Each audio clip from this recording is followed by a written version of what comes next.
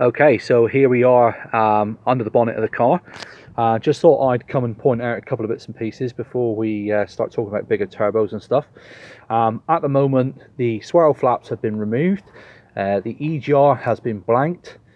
What else you need to know? It's been remapped. The DPF has been removed, and in its place you can see this nice shiny pipe. Okay, now the nice shiny pipe, I've actually cut it and made brackets and things for it so that it actually sits back behind the heat shield. Obviously the turbo sits here, and then you've got another heat shield that comes over the top of that, so it's all encased basically. Now obviously with the shield that goes on the bottom of the engine, it's impossible for an MOT tester to actually spot without a shadow of a doubt that the DPF has actually been removed. So it passes the MOT and has in fact just passed the MOT. Now the next stage obviously is what we're looking at, which is going to be the turbo and which upgrade we're going to go for. Okay, so here is the standard turbo, or what's left of it. The core is missing, as you can see. The core has been sent off to be rebuilt, and after some careful consideration, I decided to go for the GTB 1752. Now, for some of you out there who are looking for huge power numbers and stuff like that, you're certainly not going to get it from that size of compressor wheel. However, this is not some car that I'm going to go street racing in. You know, my intention with this vehicle was to have a decent daily driver, which, you know, was perfectly powerful but drivable as well, that my wife would potentially be able to get into and drive without being scared. Okay, so obviously with the Vectra and stuff like that, she would never have gone anywhere near that, and if she had driven it, it would have just frightened her to death. So something like this, she would be able to get in and drive. Obviously it would be a little bit more powerful than the Insignia that she's used to driving. So where are we going to go with modifications for this? Right, so the turbine housing on the 1752 is obviously bigger, but it's only ever so slightly bigger. So the benefit of that is obviously you're going to be able to flow more gases through there. So at high RPMs, you're going to get more gases through there, so it's going to be a little bit less of a restriction. Yes, it is going to take a little bit longer to spool up, but not by huge amounts. You know, I'm hoping that with the upgrade to the 1752, we shouldn't actually really see any difference, well, hardly any difference to the spool time.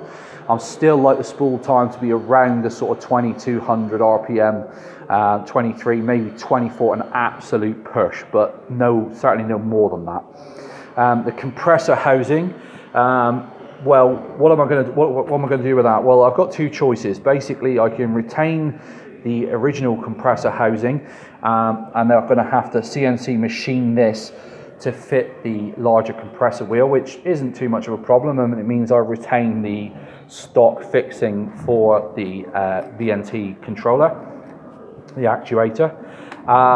The VNT itself will have to be larger, obviously, to accommodate the fact that you've got a larger turbine wheel in there. This is the actual oil drain, which is a rather sort of strange looking metal pipe which runs from the bottom of the turbo and then goes into the block, and obviously allows the oil that has lubricated the turbo to then drain off into the block and be recycled. I'm not going to be able to use this, obviously, but I may be able to make use of the actual connection. So this connection here bolts into the block on the Insignia. Now what I'm intending to do is actually cut it here and then weld a small section of pipe in there so that I can actually just literally put a reinforced silicone hose on there. Okay, so we will have, instead of a complete section of metal pipe, there will be a section of silicone hose involved, but obviously that'll be shielded against the heat and everything else. Now the actual compressor housing here off the turbo that I've managed to get picked up from eBay, I may be able to make use of this compressor housing, which I'd like to do.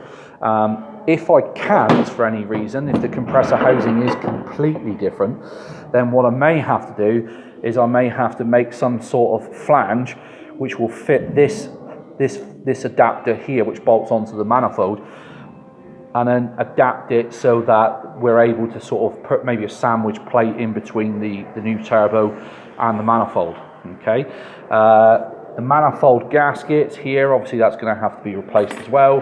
VNT actuator, we're going to go for a new one of those. They're about 60 quid, so it's not really worth messing around with. I'm hoping that I'm going to be able to build the whole thing for about £300. That's £300 cost, that's what it costs me. So watch this space.